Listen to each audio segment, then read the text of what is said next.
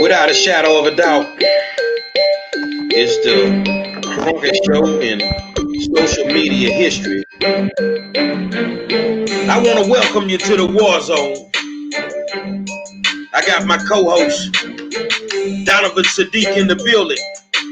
Demetra K is in the building. And tonight, a rising young political figure. Y'all done seen the podcast, man, in the middle of the day. My man, hot like fish grease. Damian Thaddeus Jones is in the building. And you know who I am. The 5-star general. We about to go in, man. I want to say top of the afternoon to y'all. Man, it feels so good to be back in the city, man. I'm back in the H right now. Just touched down at the hotel downtown. Don't look like nobody down here. Everybody running from the corona. Ain't no restaurants open down here. Nothing. But I'm in the building, man. I'm in the building. Want to say what's up to my man Donovan Saadiq. What's going on, big homie? Oh, brother, same old, different day, same old problems. And how is the queen doing, Demetra K? I'm doing well, no complaints. Well, I know y'all, it's a lot of shows on social media, man. And look like, it's the new thing now. It's the new thing. I seen a lot of good people cranking up podcasts and different types of talk shows. But I want y'all to know something. I love all of y'all, but I'm the king. I'm the king. We the king and the queens of this here, man. We do this for real. I got my man Damian Thaddeus Jones in the building, man. What's going on, big dog? Hey man, I'm happy to be with you. Good to see you all. Good to meet Donovan and Demetra. I'm a big fan of the show. I watch the show when I'm not doing my own stuff, but this is a great platform. And just like you said, Jerry, you are the MJ. You the Michael Jordan of this thing, man. So I learned from you. So it's a great opportunity to be here with you all, and I look forward to this scintillating conversation that we'll have tonight. Well, man, if I'm the MJ, I got Scotty and Dennis with me at all times. So we rocking hard over here, man. I'm Dennis. You Dennis. Okay, so Demetra is Dennis and Donovan is Scotty. So that's how we gonna rock it tonight. Won't you give us a brief bio of you, Damian, so the people can actually know who you are? Sure. So Damian Jones, 35 years old. I'm originally from Jackson, Mississippi, born and raised. I'm a veteran of the United States Air Force. As you see here, educated at Texas Southern University in political science. Always had a heart for service, to serve people all of my life. If it wasn't the Boy Scouts as a kid, if it wasn't an usher in the church, always try to help people. Raised in the church. My grandfather's a pastor.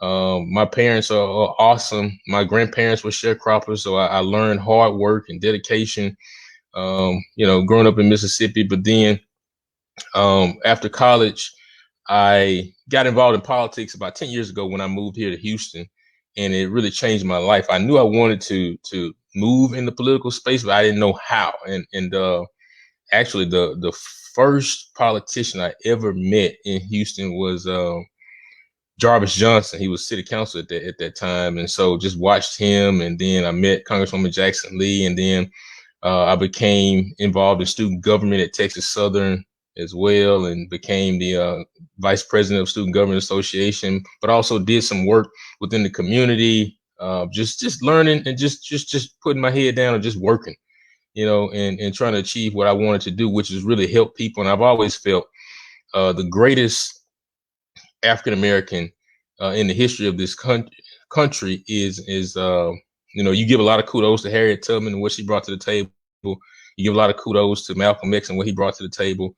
You give a lot of kudos to Martin Luther King and what he brought to the table. But I think the greatest, most impactful African-American in history was Thurgood Marshall, because he changed laws and what he was able to do with Brown v. Board, the way he was able to beat the Supreme Court, I think 30 out of 32 times or something like that. It's important, in order for us to push back on oppression and tyranny and terrorism, of black and brown people. We got to change the laws in black and white. We can march till our eyes pop out, but until we change some laws, we have not been effective. And so that was kind of my impetus to get into politics, and my passion to get into politics. You know, I'm from Jackson, Mississippi. It's a concrete jungle, and a lot of my friends are dead, or either incarcerated or something like that.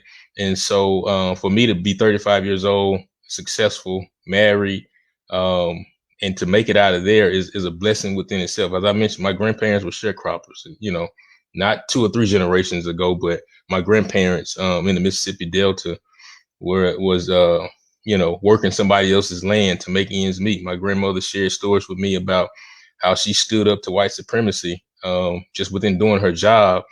And she feared for her life for weeks, thinking that they would come and kill her. But that's something she taught me. Number one, don't ever let nobody call you out of your name. Your name is Damian Jones, and that's what people will always say. And that's why I use my whole name, because it's a source of pride that my parents and grandparents gave me.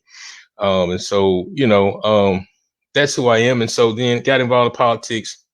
And then I went to DC on an internship with the Congressional Black Caucus Foundation, and really achieved my dreams. And my life changed ever since that day. And learned the game politically at that point. And then I came back to Houston for a little bit and started working with State Senator Ellis. And he showed me the ropes. I was his driver, and he showed me the ropes of how to maneuver within this game.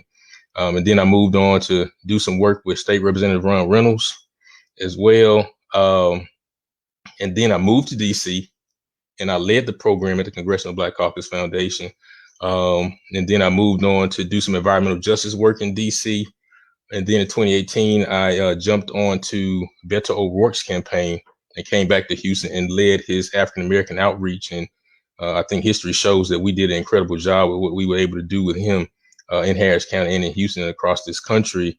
And so I'm very proud of that work. And now I run my own consulting firm, Ambition Strategies, where we do communications and political strategy, and we help elected officials, campaigns, private corporations as well, and to, you know, kind of connect with their target audiences and to reach underserved communities and things of that nature. And so I'm, you know, that's who I am. And, you know, at the core of me, I just want to help and serve people. I'm very passionate about what I do. I'm very intense about what I do because I want to do stuff right. I want to win. And we only get one opportunity at life. You know, I was talking to this HPD cadet class yesterday about just the history of the relationship of African-American people in law enforcement. And what I told them at the end of my comments was, when you die, on your tombstone, you got your birth date and your death date. And in between, there's a dash. And that dash is defined by who you want to be in life. You know, do you want to be somebody who never stood for anything? Do you want to be somebody who has no morals and no principles and no foundation? Or do you want to be somebody that is, as we learned in Matthew 23:11 in the Bible, he that is greatest among you will be your servant? Do you want to have a legacy of greatness, and that you helped somebody, and that you served others, and that you made the world better than how you found it? And so that's who I am at the core of me, just trying to make the world better on today than how I found it yesterday. Well, I tell you what, man, you're a political consultant, so I'm gonna start it off with the first question. Yeah. Well, what the hell is wrong with these black politicians in Houston, man? I don't know, brother. I don't know. I know you call them out all the time.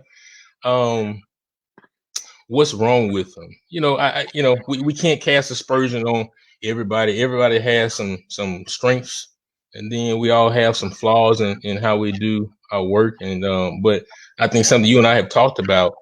I think that I believe in term limits, and I don't believe that anybody should be in any role. I don't care if that's in private corporations, in public spaces, what have you.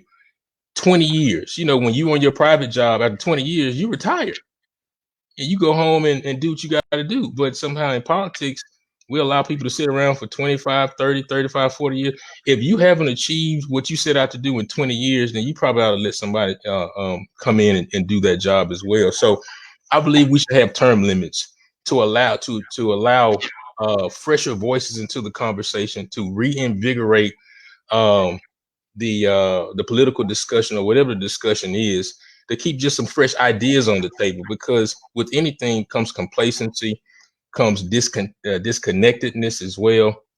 And so I think that here in the city of Houston, we have some good quality leaders who have served for a good while.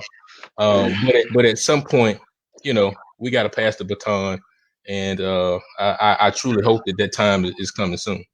Well, I'm gonna, I think we got some good quality leaders. Some of them, and some of them nickel slick.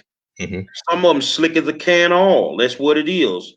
Now, because you in Houston and you've seen it, the Democratic Party, led by Lily Sector, is a complete mess at the moment. Mm-hmm. We got the 142 debacle. Yep. We got the District B debacle. Mm-hmm. We got Judge Powell, who I felt was done totally wrong. Right. And we also have the Brittany Morris situation. Right. We got the Jared Davis residency situation. Right.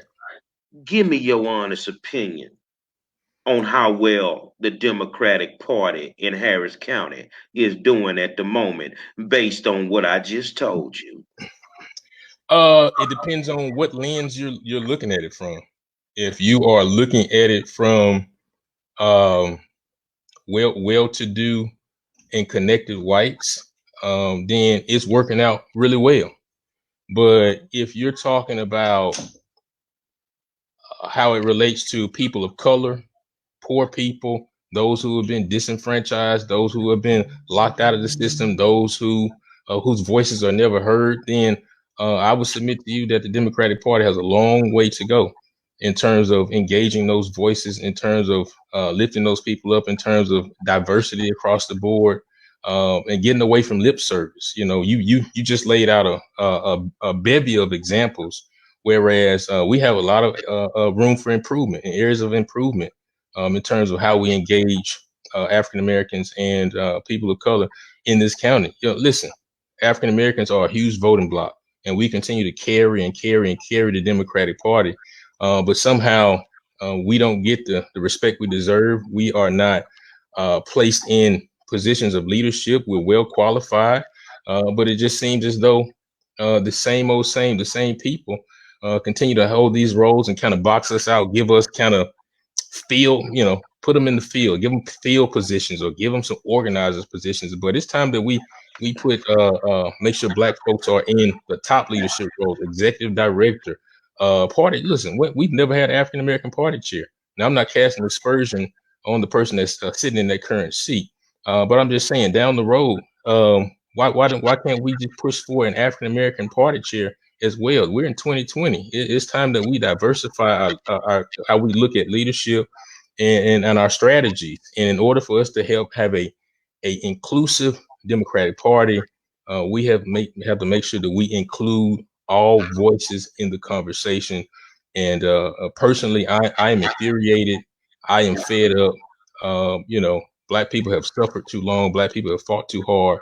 We carry this party, but we still don't get the respect. And you even see it at the national level as well. Not to pick on only the county party. The state party has its issues as well. They don't have great diversity within their leadership and within their staff as well. I can show you a picture right now where they may have one person on the staff, but we have the most African Americans of any state in the union. So to me, it's asinine. To me, it's unacceptable. But I also think on the other side of that, we as a community have to do a better job of holding these people accountable.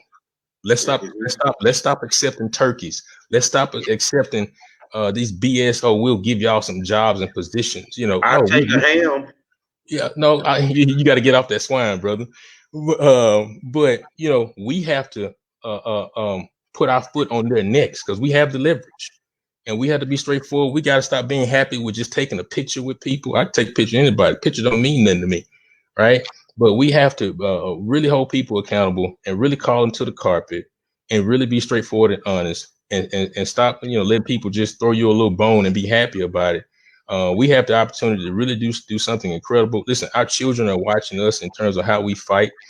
You know, our elders are depending on us to continue to fight that they started, and we got to be strategic about it. We got to stop fighting each other and tearing each other down and get on one accord and have these strategic conversations to make sure that we fully utilize our power that we have within the African American and Hispanic body politic. Demetra.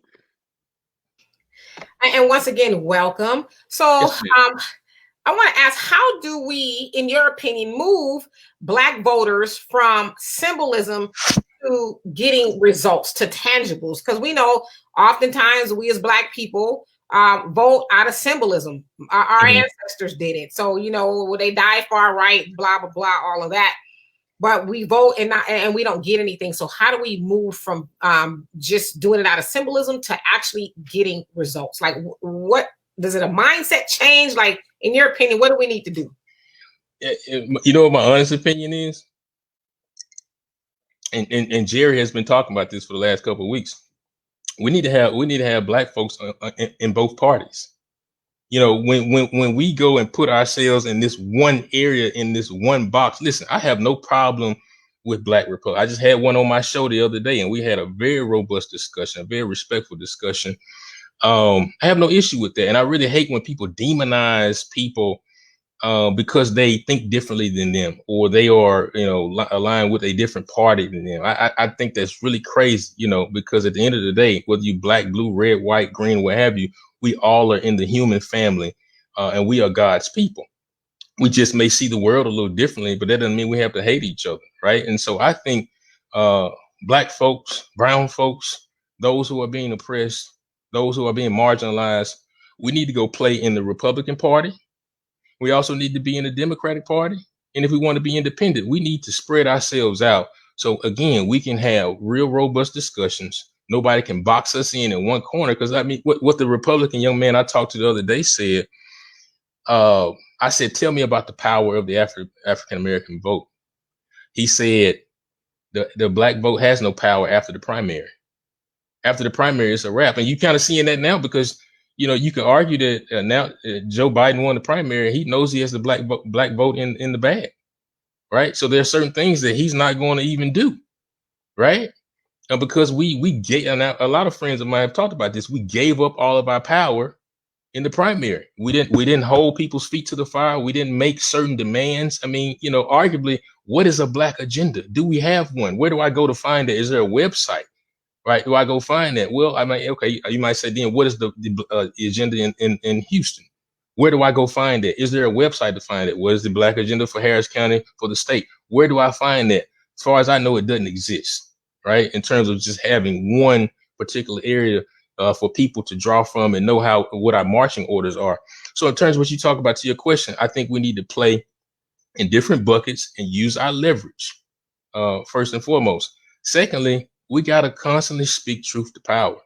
We got to stop letting people off the hook, right? Just because, listen, white folks will do us any kind of way, will say anything to us, right? And then they know if they come back and apologize, then we're gonna just forgive them. You know, we're going to go back to our Christian roots and turn the other cheek, right? But you know, I think you can forgive people, but don't forget. But it also doesn't mean that you let them off the hook as well. Folks have to be accountable by how they treat us. I was just talking to police cadets yesterday, and I was letting them know you have to be accountable for your actions, right? When Black folks make mistakes, we're held accountable.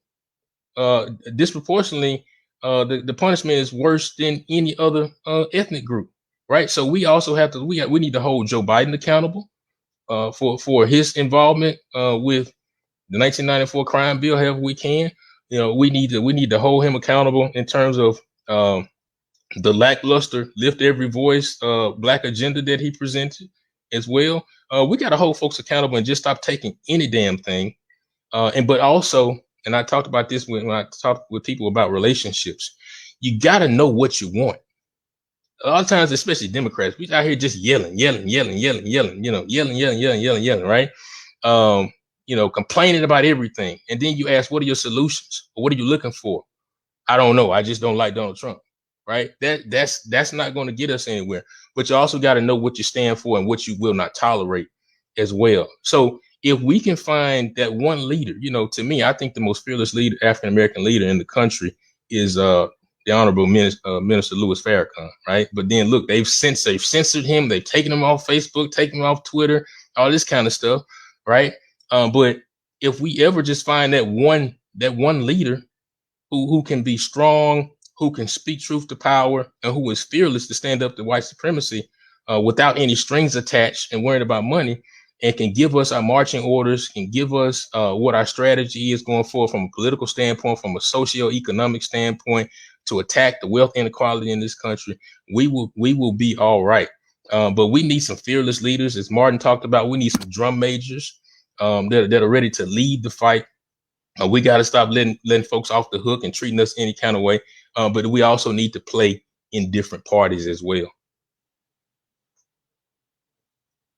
Donovan? I got two questions. Yeah, I got two questions. Donovan, tell me when I'm talking too much. I can talk all day. Yeah, you did good, brother. You did good. I'm going to move away a little bit. I just want to know, okay, you said you're an Air Force veteran. What did you do in the Air Force? What was your AFSC? For those people that don't know, that's a job. Okay. And did you get your CCAF? Yeah. Yeah. And did coming into the military open opportunities for you once you came back into the civilian side?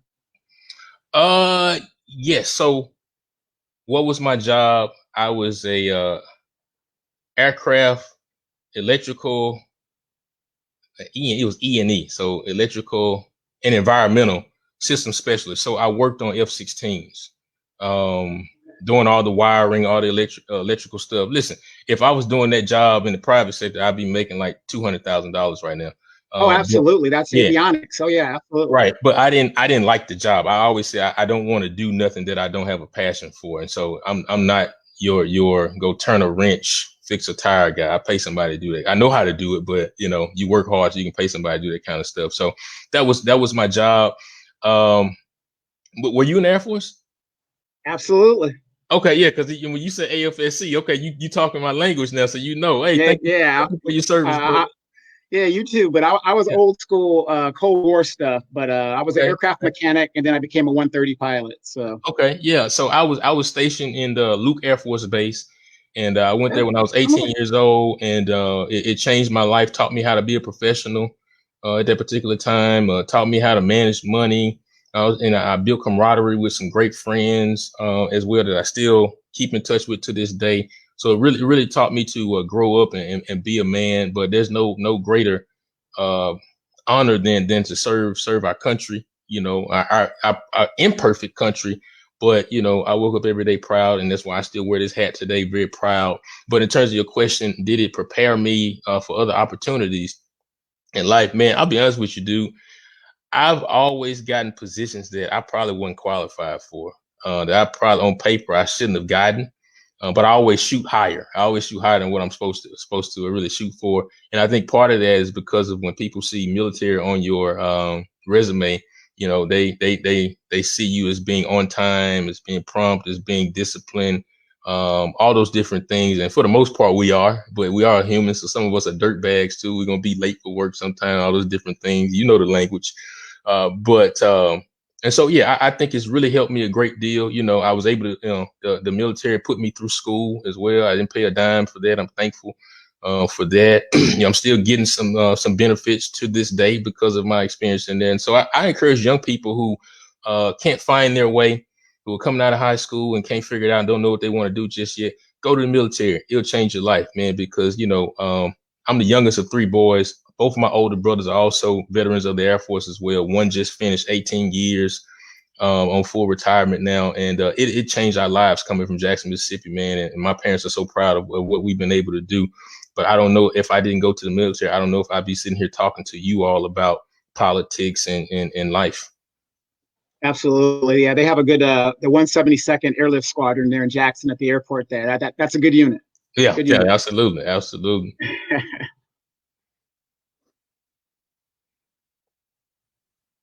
You muted, OG, you muted. we call it the hot seat. Yeah.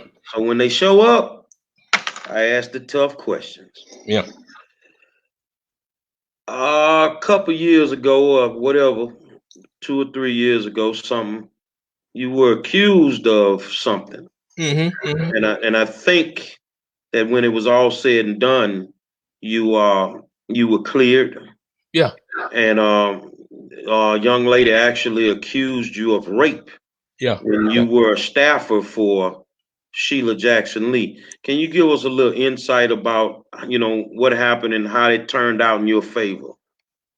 Well, yeah, that was an unfortunate situation, and that I was accused of, and there was a full investigation by the local authorities in DC. I complied fully. I was never arrested ever for that situation. Full investigation, and I think 2 years after the accusation, in 2015, I was accused. 2017, the authorities closed their investigation, and they found no findings of the accusation. And so when it popped back up a few years later, it was really a political witch hunt, because we had just finished doing some great work with Beto O'Rourke, and I was getting some national attention. Everybody was looking at that campaign, and listen, when you do good work, man, when you're proud of who you are, you get a target on your back sometimes. And I've always been a proud Black man who speaks truth to power. And I don't shy away from my talent and what I bring to the table. And you're gonna take your lumps when you're in the front of the band. When you're a leader, you're gonna take your lumps. And but what's done in the dark will always come to the light. And so I've been cleared. The Congresswoman was cleared of that as well. And so that was a great learning experience for me. It also taught me who was in my corner and who really wasn't. As well, but if I want to be a leader, if I want to speak up for my people, I've also got to know how to get dirty a little bit. I also got to know how to take my lumps and get up and keep fighting as well. Was that a hurtful situation for me? Absolutely, because I've tried to put it all on the field and pour my heart out to help other people. And when people unfairly attack you in such a way, it hurts. I'm human, but it's a great learning experience. And so it's only preparing me for what's greater down the road. And so I appreciate those who continue to support me as that media onslaught happened to me, and it really affected my family a great deal. But listen, I love it. I love adversity. I love every bit of it, man. It only makes you better. If you ain't going through some shit, in life, and you ain't doing nothing. So I appreciate it. Makes me better, and I'm even more focused to keep working for the community, man. So I don't get distracted by that crap, man. We got work to do. One of our people asked the question, what was Beto's Black agenda? He championed Hispanic issues in Texas, but they didn't hear about a Black agenda. Now, the reason I asked you that, because us African Americans in consulting or whatever, we got to get our money, right? But we working for people that don't have our people's best interests at heart. So I think so everybody could know, because honestly, Beto popped up like he was the second coming of John F. Kennedy. You look good, homie, but I just didn't trust you. So, well, what was his Black agenda? Because you worked for him, right? And then I'm gonna flip it on you, because you worked for the Congresswoman who's African American. Let me clear that. I've never worked for the Congresswoman. Oh, okay. So we let's just stick to Beto. What was his Black agenda? Let me just say first, I appreciate your questions, first and foremost, and secondly, so when I came on Beto's campaign in May of 2018, I moved from DC to come back to Houston for that opportunity, and I did my research on him, and he really reminded me at that time of like a Bobby Kennedy. I'm a political historian, so I studied presidents, I studied some of the greats, and I really like Bobby Kennedy, and he reminded me of what a Bobby Kennedy could have been, particularly at that time. And so I was excited to participate and be a part of what was something special, because at that time he was little known. Nobody knew really anything about him. And I joined the group. I joined the campaign along with some other folks that were already there that were doing a really good job. And we tried to implement some energizing ideas for the African American community. You know, thankful that I already kind of had some tentacles within the community. I wanted to introduce him. I think one of the reasons why they brought me on, I'll never forget this. Before I came on the campaign, they did an event in Sunnyside, in the middle of Sunnyside, and you know, Sunnyside is black. And the story that I was told that maybe it was 150 people there, and maybe 4 black people in the whole Sunnyside multi-purpose center or what have you. So they were like, we got a black problem. And so I was a hired gun. I came in to try to introduce him to the black community. But in terms of what was his policies for black folks, we didn't really talk much about policy. So he didn't have none. No, let me tell you. One thing Beto was able to do, he made it through off energy. He made it in talking in kind of anecdotes. He never really got into deep policy discussions. Now, what were those kind of top level type points? We wanted to talk about criminal justice reform. You've had Robert on the show, Robert Williams, and Robert would call me and cuss me out all the time to hold Beto accountable, to make sure that we're talking about expunging the records of those with those minor marijuana charges on their record as well. We talked about how the Harris County Jail is the biggest mental health hospital in the state of Texas, and how do we care for those who have mental issues trapped inside the system as well. We talked about wealth inequality as well, and how that is really hurting black folks, hundreds of years of oppression. We talked about maternal mortality. You know, we connected with State Rep Sean Theory on that particular issue. You know, how black women are dying from childbirth. So I don't remember the exact platform, but it was just kind of top level. Never really got deep in the weeds per se on that. But I think folks were energized by that. Was it probably the best platform? Could it have been wildly better? I believe so. I really do believe so. But it was, I mean, be honest with you, there was some infighting on the inside, you know, and, you know, everything looked good on the outside. But let me tell you, man, we had some fights on the inside. You know, I really had to speak truth to power oftentimes within our calls, within the campaign, because black folks weren't always treated the best. Our ideas weren't always embraced. There was some I won't say white supremacy. I don't want to put it that way, but I think there was folks within the team that needed to learn about the black culture, and there needed to be some cultural competence as it relates to how to engage black people and things of that nature, how to understand our frustrations, how to understand microaggressions and things of that nature, how our field staff was being treated. You know, those folks from Sunnyside and the North Side who wanted to work on campaigns, who wanted to put a little money in their pocket and work on behalf of Beto. And so here's a question for you. I ain't mean to cut you off. Yeah. If all that is going on, mm-hmm. and you are the strong black example to youngsters that's watching you, or to communities that are watching you, mm-hmm. why would you allow yourself to be a part of that type of foolishness? Well, that's a good question, Monroe. Was it the money? Money was good. I ain't gonna front about that. The money was good. You know, I negotiated pretty good. The money was good. I'm not gonna front. Checks came good. But that's a really good question. But here's another part, and kind of to go back to Demetrius' question earlier. How do we move forward? One thing I learned from Malcolm is, in order to learn how to progress and move forward, you got to infiltrate, right?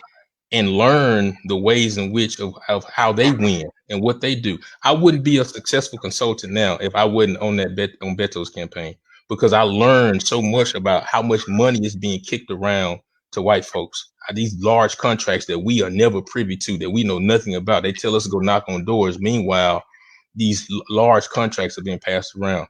That stuff opened my eyes big time.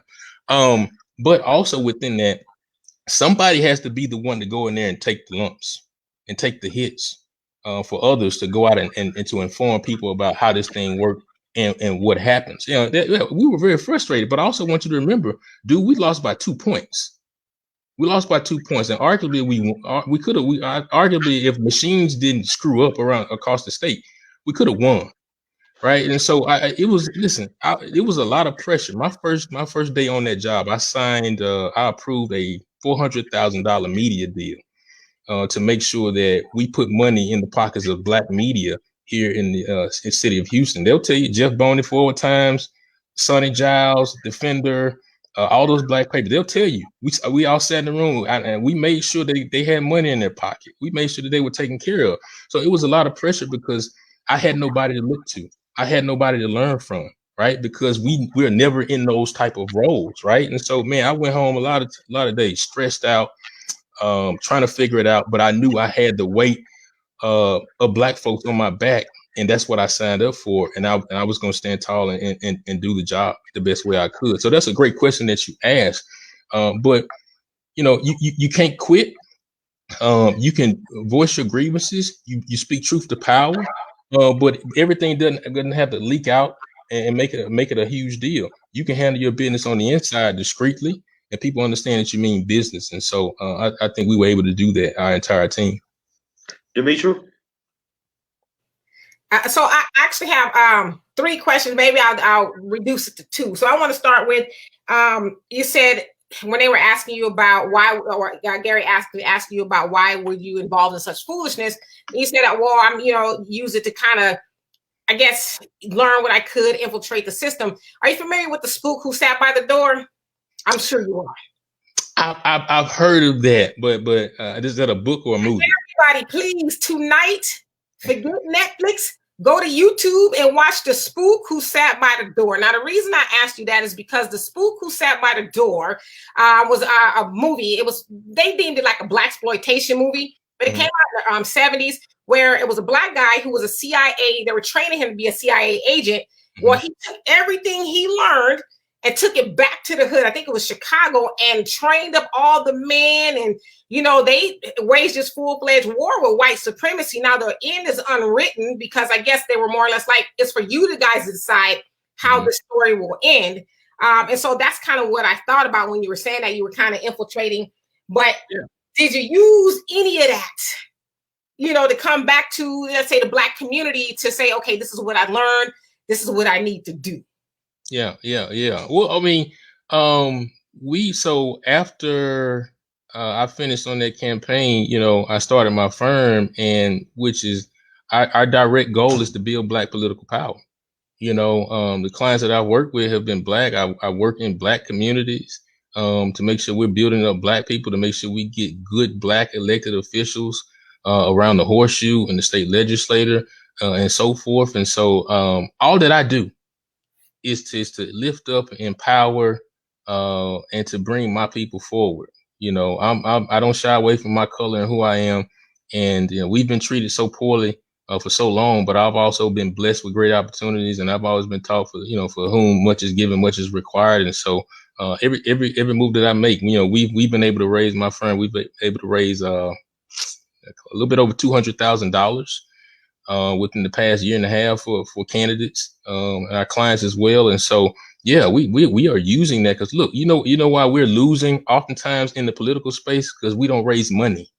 Other people or other groups are raising money on top of money on top of money, and you'll have good quality, passionate, well qualified Black candidates on the ballot, and they'll lose to a lackluster person because there's no money to go reach voters, to hire good staff and things of that nature. Everybody wants us to go knock on doors and be field organizers, but nobody wants us to be fundraisers. And so my wife was a fundraiser. And so we're very strategic about how we want to build Black political power within this county, this city, and state, and across this country. And so, yeah, absolutely. I try to use everything that I learned. I went through some hell within that campaign, but it was a great opportunity that taught me a lot that we can go on and pass. But here's another thing. I think Jerry and I talked about this the other night.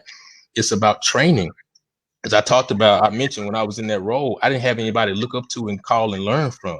And the people that was on my phone, they was trying to get a contract. So everybody had their hand out. They wanted something. So it was a very stressful role for me. But if we have a training mechanism where we're training Black and brown young people who want to be involved in the political system, then we won't have these issues when people say, well, I can't find a good person, I can't find a good campaign manager, where there are no people, so we're gonna go with the same old folks. And so we need to build that apparatus as well, so we can train people to be chiefs of staffs, to be field directors, to be fundraisers, and all those different type of things, because it's more than just being a candidate. There are also other pieces around that as well. And so absolutely, and that's a good question. But yeah, I continue to try to use that training to help others.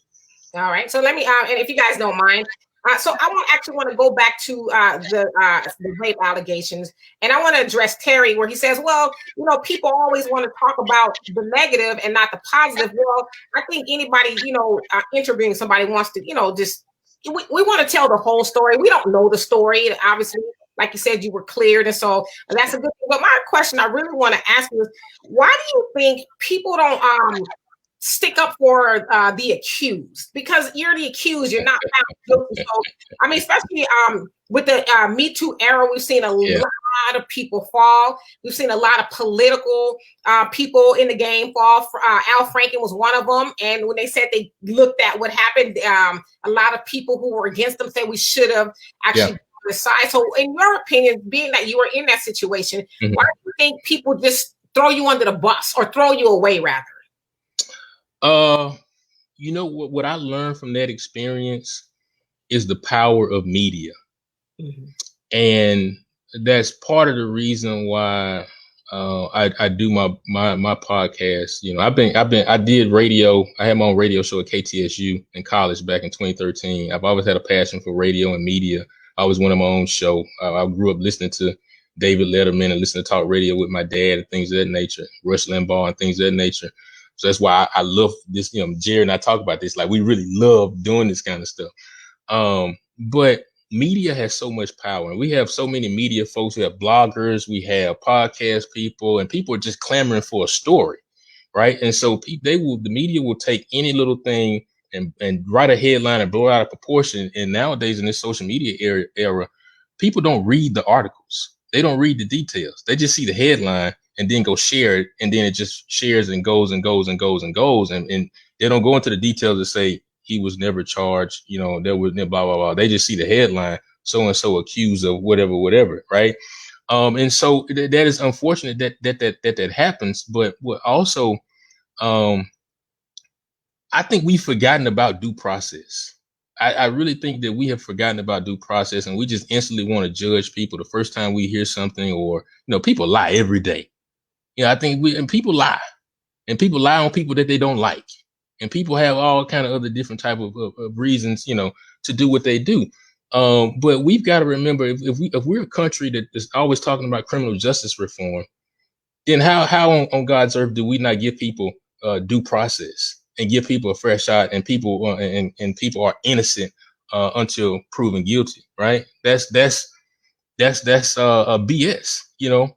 And especially when you talk about the Democratic Party, we have torn up and torn down some really good candidates, you know, some really good candidates. But let me just say this first as a just kind of disclaimer: sexual assault, sexual harassment, rape, those are serious issues, and I do not condone that in any type of way. If people have proven to have done those type of things, they need to be held accountable. I don't care who you are. You know, you do not do that type of stuff to people. But at the same time, we sensationalize and politicize every damn thing in this country, and we're so divided now where we're blinded and we don't understand due process. Everybody deserves due process. Everybody needs the opportunity to speak their side of it and what happened. Right. And we need to read the facts and look at what's in front of us and be objective in how we review information. And that hasn't happened. But yeah, listen, mess and drama sells, Demetra. And that's what people want. Right. You know, listen, y'all have a really good show and people watch it because y'all bring the drama, you know, and it's very scintillating. Right. But that's, you know, people want to see that type of stuff. But, you know, people will share the negative headlines, but then when the positive stuff comes, you can't get nobody to share it. You can't get nobody to talk about it. And that's just how we are. And that's just the way the world is. And it's pretty sad. But we got to do a better job of standing up for our friends, for our loved ones, for those that we know that are good people, right? You know, listen, they attacked Martin, they attacked Malcolm, they attacked Jesus. All of us sitting on this podcast have been attacked. All of us and all of you in the comments have been attacked and lied on at some point. And what do? You got to keep going, because if you know whose you are, if you know the person that you are, you know the type of work that you try to do every day, attacks will come. But we got to do a better job of stop being so wrapped up into this political climate, and trying to protect ourselves from our future political aspirations, and stand on something and support our brothers and sisters in you know, when they're going through a tough time. And we got to lift our voices, and like you talked about, and give the accused an opportunity, because everybody is accused and guilty, and you got to let the process play itself out. You got to let law enforcement investigate and all those type of things, man. And so I'm so grateful that, you know, in my particular case, there was a full investigation, and it was proven that none of the accusations that were levied against me and the Congresswoman were true. And so I'm thankful for that. But we got to do a better job in terms of due process and encouraging and lifting people up. Donovan? Really quick before you guys go, and I just want to tell you guys, along with watching The Spook Who Sat by the Door, read the story of Fatty Arbuckle. A lot of you guys are probably familiar with him. He's an actor back in the 1920s. Read his story. And that's what your story kind of reminds me of. He was accused and just completely ruined his career, everything. Yeah. So, right. Hey, the one question I have is we're having the same problems out here in California, and it seems like it's all over, but it's specific to the Democratic Party. What is your thoughts on this ballot harvesting that's going on?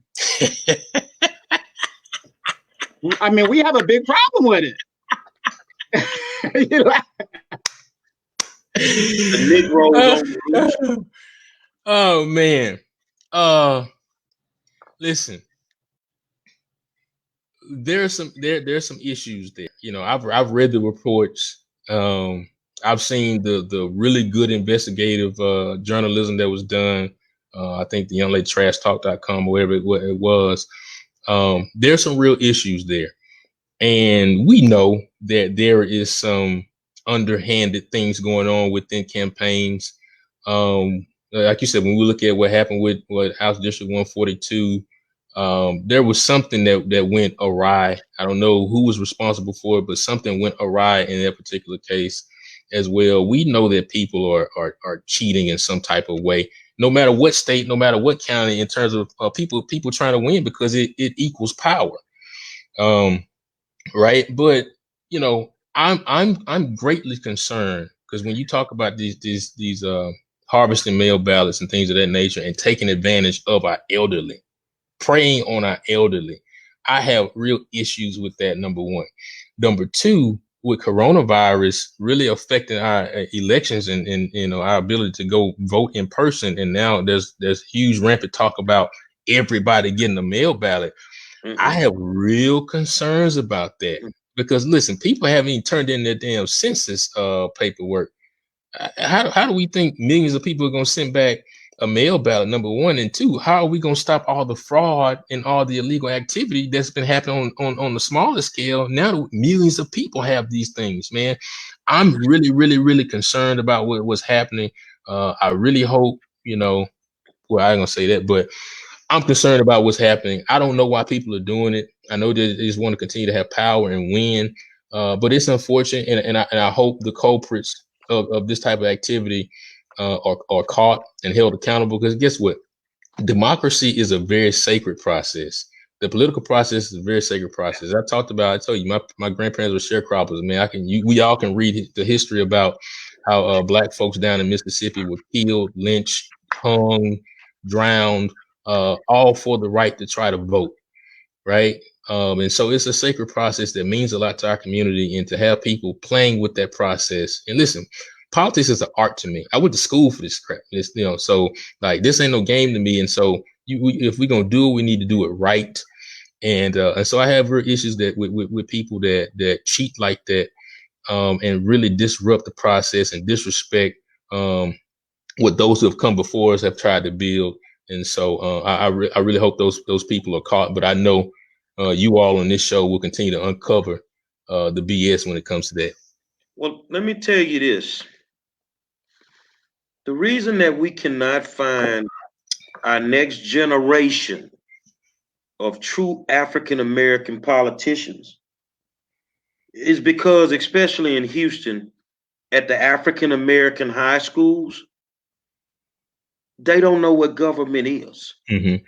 Government class is a joke. They don't have student councils. Mm-hmm. Really important. You see what I'm saying? So Really that is the training ground. Right. And I think every black elected official should go to every one of these African American schools and find them some kids to work in their offices. Mm-hmm. If you want to train them up, then train them up from when they're young. Look, check this out, OG.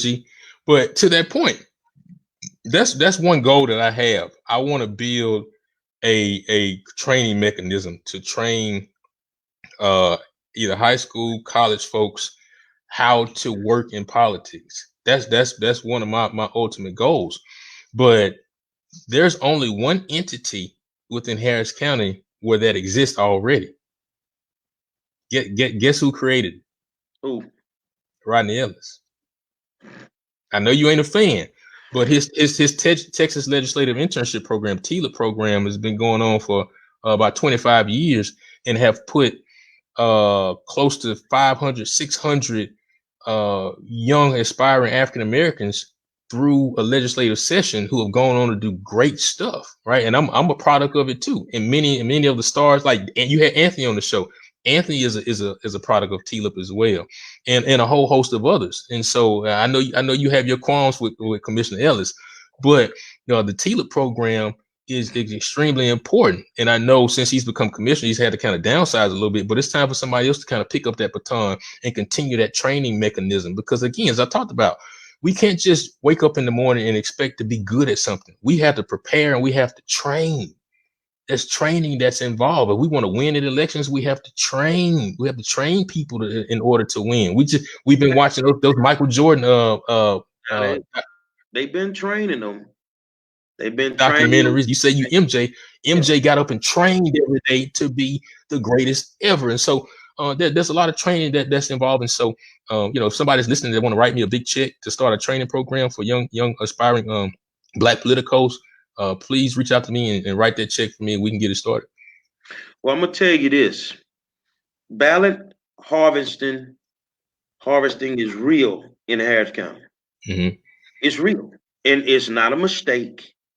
It's not like the politicians don't know what's going on. Oh, I didn't know they were doing. Yes, you do. You paid them to do it. You paid them to do it. Mm-hmm. So if somebody would question your background and you've been cleared, why wouldn't you question somebody who's been convicted of forgery? But yet they have to go out here and they have to work your early ballots. Why wouldn't you question somebody who's been questioned by the FBI for ballot harvesting before? But yet they hire them and they still allow them to go out there. So all of those that's been doing it, oh, the chicken's finna come home to roost. Look, I'm giving y'all an out. You could dial 832-591-9681. Talk to me now. Talk to me now. Let me say this though, Monroe. Clank, clank. You're going to jail. Let me say this, Monroe. But think about it. I was just talking to a friend about this the other day. That's how it's been done for a long time. That's what they've been doing for years. Like with my clients, I don't fool with that mail ballot stuff. I really don't. I don't touch mail ballots, right? Your grandmother, who was a sharecropper, told you what mine told me. What? You can do it the right way. You just got to be 4 times better than them. Right. We don't have to do that. Right. So what they're telling me is they actually do not have the ability to beat the Republican Party if they fight them fair. I don't know about that. I tell you this here. As we get closer to the November races, it ain't gonna be the presidential race. I'm gonna pick a race and I'm gonna show you that if they get rid of this ballot harvesting, how bad that particular person on the Democratic side gonna get their ass kicked. Them people over there got money. They go spend $2 million on radio ads. Mm-hmm. As bad as people want to say, this is what they doing it too. Yeah, but if they doing it, they ain't getting caught. He'll get caught every day. Mm-hmm. Mm-hmm. And now we want a early ballot across the board. I mean, we want a mail-in ballot across the board. Man, that sounds like somebody trying to take over the whole country. But let's move here let's pivot here for a second. And this is I'm the guest on this show, but I just want to ask a question to you. What are your thoughts on Diane Troutman's resignation and who should replace her? Because I mean that goes right into this mail, because the person who's going to replace her is going to oversee that mail ballot program for the county. Here's the thing. Diane Troutman wasn't no fool. Mm-hmm. Diane Troutman got the hell up out the building before she went to jail. Yeah. Diane Troutman wasn't going to be caught up in that foolishness. Listen, if you read the articles, that's what I deduced too. And she was like, "No, I'm not going to jail for none of y'all." Do it. Right. That tell you right there what they trying to do. But I want you to keep doing it because somebody don't believe fat meat is greasy. Yeah. But your ass gonna be in that penitentiary. Yeah. But who do you think should replace her though? Me? Are you qualified, Monroe? Why I'm not? I'm asking. I don't know. I'm asking you. I got a PhD in common sense, and I'm nonpartisan. And guess what? I ain't gonna do nothing crooked. So let me say this. Let me say this. So what I know about that situation is we've read. I think and I think Diane. Kudos to Diane for the job that she did. And she served this county for a long time. And I think her health maybe played a role into it. Maybe a lot of stress with it. I said maybe a lot of stress in that job. To violate the law. But listen. But I also think that I think there were some things that she didn't want to take part in as well. Didn't want to go to jail, man. These people going to jail, man. Okay. So in my view, her number 2, Tanisha Hudspeth Babaloa, should be appointed by Commissioner's Court. You think so? Because listen, she's like the new Chris Oliver. No, listen. She's just gonna be a worse puppet than Lena Hidalgo. Hear me out, Monroe. Hear me out, Monroe. She is the most qualified person in this county to be county clerk. Arguably more qualified than Diane Troutman was. She's been at the county for a decade. She's the only person, given everything that's going on right now with the swift transition that's going to have to happen. She's the one who can hit the ground running day one and handle her business. A black woman, and so I would like to see the Commissioner's Court appoint Tanisha in the interim because she's well qualified. This should be open and shut. Shouldn't even be a conversation. And then I look forward to the precinct chairs putting her on the ballot in November. So she can run for the position as well. And look, we need another good quality a black person at that countywide position as well. I'm gonna say this and then I'm gonna pass it. Yeah. Demetri, cover your ears. I've had a penis for 52 years. Okay, I respect that. And you say she been there 10.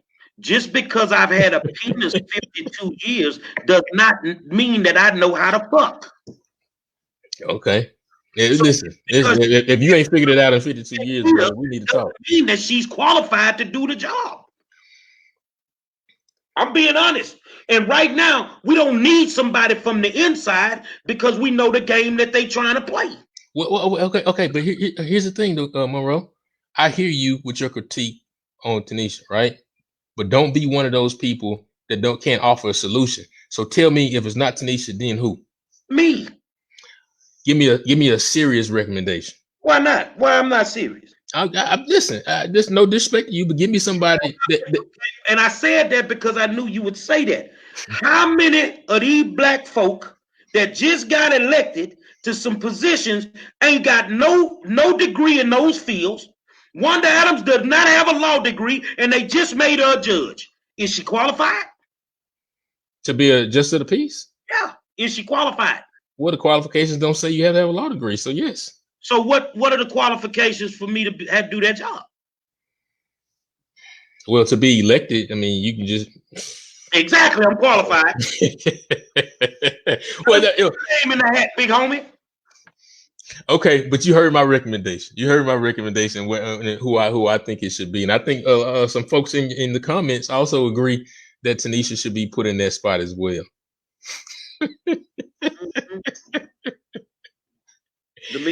Demetra. Y'all be messing me up because I be having a whole bunch of questions. Then y'all go all off of some other stuff, and I gotta answer. Come on. Whatever question you had anyway. Okay, so first, I don't know if you guys really addressed it, but what makes her more qualified than Gary? Think about it. Hold on to that thought. Okay.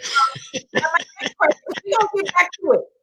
And my next question is, if Democrats are really for the people and they really helping people, why do they gotta cheat? Shouldn't they stand for themselves or speak for themselves? I mean, if they're really doing all they say they're doing, and I'm not partisan, by the way, but if they're doing all they say they're doing, they should have people lined up just trying to kill each other to vote for them. So why do they need to cheat, the ballot harvesting and all that? Like, what is that about if they're really doing a good job?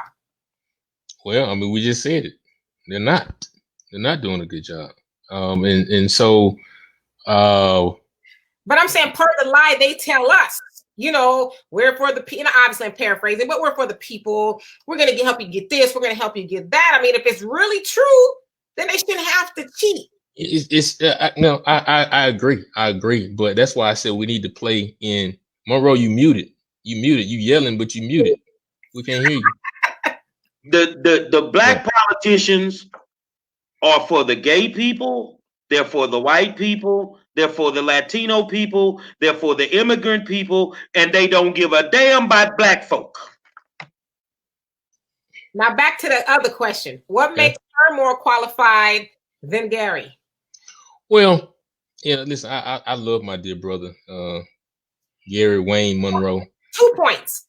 I love my dear brother. But when we talk about a serious role like overseeing elections in Harris County, when you talk about 6 million people, when you talk about how Texas is a battleground state and we want to keep Harris County blue, we really can't have any on-the-job training. We really can't. And just listen. And no disrespect to my brother, but he would have to come in and learn how to do the job, opposed to a Tanisha who has been there in the county for 10 years and been directly serving in the deputy chief role for about 2 years. So she knows exactly what the bodies are buried. She knows how this thing operates. And so we can't afford, in the middle of this coronavirus pandemic, we can't afford any on the job training. Now, if Gary wants to come in a deputy role, or he's want to come in and learn and then eventually move up to that top spot, I'm all for it, and I'll be behind him. But I think right now, Negro in charge. Huh? What? I'd like to be the head Negro in charge. We can get you there, but I'm saying as of today, it would be a lot of on the job training, brother, and I don't want to put you in that position. So let me ask this question because it helps. It helps, Demetra. It helps. Wait, let me think. Okay. If you just let me say this, Diane Troutman was the head person in charge, right? Yeah. I know for a fact that the young lady that you named and that Michael Wynn are the people that actually ran the party. So why couldn't Monroe build him a team to run my party the same way? Wait, so you're saying they were more qualified, more knowledgeable than Diane? No, I say they did her job. Okay. Well, then what you just said supports my point. And you could argue maybe that's, I'm not gonna say that, but you could, in a crazy word, you would say argue that's why she quit, is because maybe the work got too overwhelming for her or something like that, right? And so right. So if we put you in that role, then you'll step down too. No, I'll bring Demetra and Donovan with me and we'll clean this motherfucker up. Word. Okay, let me ask you this, and then I'll rest my case. People keep saying I should go get me a law degree, but I'm good. I've been through a lot of school and I don't want to do it no more. Mm-hmm. Did you like the job Barack Obama did as president? Ooh, that's a really good question. I see you got his book behind you, so that's a halfway yes right there. Yeah, that's my wife's book. I haven't read that book. I saw the documentary the other day though. It was really good though. I wanted more. I wanted more about her life. It was still surface level. They should have went a little deeper though. But she is a very inspiring figure though. Look at Donovan. What you laughing at over there, brother? But to some degree that Barack Obama did as president within any of his 8 years. Well, let me say this. Answer the question, I am. I'm gonna get there. Listen, I've been around too many politicians. You know, we got to dance before we answer the question, right? But when Barack officially won and got the delegates in November of 2008, I was in the club in Jackson, Mississippi. I had 2 Bud Lights in my hand. Me and my homie were in the club chilling. I had Bud Light each hand, and when he officially became president, I started crying, and I was so happy that I smashed the beer bottles together in the middle of the club. And, I was just so overjoyed because I never thought I would see that in my lifetime. It was a big moment at that particular time. But overall, I thought he did a fair job. Stop right there. Well, that's all I needed to hear. Now, what did he do before he became, he ran for Senate and then ran for the presidency of the United States? What did they call him?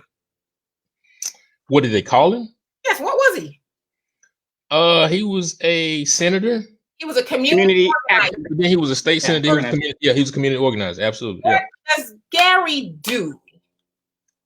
Community organizer. I rest my case. I'm reclaiming my time. Oh, so you were setting me up there. You were setting me. She watches a lot of Perry Mason and 12 Angry Men. Yeah. Okay. See, okay. A community organizer drives 4 hours to come to town to have a meeting with the upper brass of the police department because we've had a rash of police shootings. Why should I have to drive 4 hours when this city is saturated with community organizers and activists? Because honestly, they don't give a damn. So yes, I'm gonna tell you, I'm qualified for a lot of positions. You go get anybody you want, put them in an open forum with me, let them debate, and guess what I'm gonna do that night? I'm gonna put the suit and the bow tie on, and I'm gonna shock the world. Yeah. I'm gonna shock the world. I looked at the school board meeting last night, total dysfunction. When you're looking at the baddest dude that ran for school board that ain't sitting on it. But we talked about that. We talked about that the other night. Yeah. I think you're better served on the outside. Oh no, they gotta keep me on the outside. Yeah, I think you're better served on the outside. Mess up the hustle on the inside. I think you're more powerful on the outside. I am powerful. Donovan. Hey Damien, like I said, brother, big props to you for coming on the show. I can see him holding a seat somewhere in the future. So, big ups to you, brother. I mean, you're doing that. I'm gonna make the question. What are you getting into in the future? What's coming down the pipe? First, let me just make a shameless plug for my podcast, Damian Jones Podcast. Every Monday, Wednesday, and Friday at 12:30. You can find that on Facebook, Damian Jones Podcast, or you can go to my website, IamDamianJones.com, and find all that information to keep up with me and all that good stuff. But in the future, Donovan, I don't know. I'll continue to try to build Black political power. Looking forward to buying a house in a year or so. Make my wife happy so she can get off my back. The VA has lifted the unlimited thing for the housing, so use your benefits. Yeah. Oh yeah, trust me. My wife reminds me about my benefits all the time. Listen, every time we go to a store, she asks, "Y'all got military discount?" Because we eat half off at Chick-fil-A, man. So looking forward to one day becoming a father as well. So that's down the pipe for me. But I don't know. I don't know, but I know I'll stay involved in politics for sure. I don't know what that role looks like I'm not particularly sure, but I'll just go where God takes me. But I'm going to continue to do this podcast though as well, because as you all know, there's so much therapy in sharing information with people. There's so much power in giving information to good people. Like you have these great viewers watching tonight because they know y'all give good information. So I take pride in sharing great information with people, talking with elected officials, that give them a platform to kind of talk about some of the things that they're doing, but also ask the tough questions. I don't ask them the way y'all ask them, but kind of ask those tough questions to give people high quality information. And so, like I said, from a negative experience of my own, I learned the power of media. And so I wanted to harness that and turn it into a positive and control the narrative of my own self and do my own media and create media spaces where Black folks aren't demonized, because oftentimes we're demonized in the media because we ain't the ones telling the story. It's other people.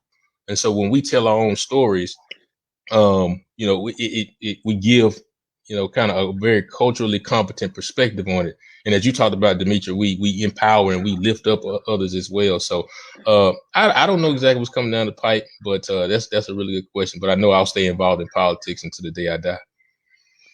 Well, I'll close it out with this here, brother.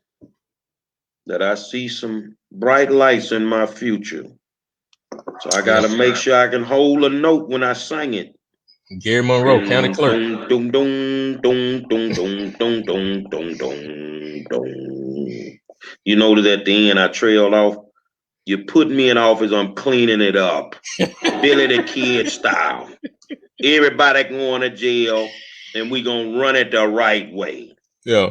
I want to thank you, brother, for coming on. What day you got me coming on your show? Oh yeah, Monroe, you will be with me on the 22nd. So, but if you don't mind, if my sister and brother are available, can they come hang out with us? Yeah, sure. Okay. Well, we're gonna go return the favor. We're gonna go to your show. Let's do it. And let's do it. And it is what it is. And I'm gonna leave you with what the good doctor said. The Warriors are in the war zone. No more plantation politics. Yeah, our good brother. Vote for our own enlightened self-interest. Tell Dr. Muhammad I need him on my show. The good doctor, he watching you. Yeah, Dr. Muhammad, I need you on the show, brother. Let's have that conversation when time permits. Love the work that you continue to do. I wanna say this, and then we're gonna go. That tomorrow night we got a fantastic show for you. So spread the word. I'm gonna post the flyer. They sing background for Anthony Hamilton, but they don't play the background for nobody. The Hamiltons will be live on the War Zone tomorrow, and we got so much coming up. Of course, Don King, Mark Breland, who was the trainer for Deontay Wilder, and he ended up firing him. I just went got Michael Young, who played in Texas' tallest fraternity, Phi Slamma Jamma, with Akeem Olajuwon and Clyde Drexler. Monday night, 4-time WNBA champion Cynthia Cooper Dykes is in the building. It's a lot going on. We're blessed to be able to do what we do. And all you guys out there that's ducking the war zone, yeah, we're going to ask you the tough questions. We're going to be respectful. But we don't give passes. We don't. The people need to know who you are. And when we get ready, because y'all going to be ready for this one, we doing full-fledged debates. So when I call your number in your race, come on down. And if you duck me, hey Monroe, are you qualified to sing backup for the Hamilton? Nah, I sing background for me. I put on a whole concert today in the car. Say, I want to thank my guest, man, our guest, Damian Thaddeus Jones, my co-host, Donovan Saadiq, the Queen, Demetri K, and I am the 5-star general. Tomorrow night, Grammy nominated. The Hamiltons will be in the building. It's going down, man. We'll see you tomorrow.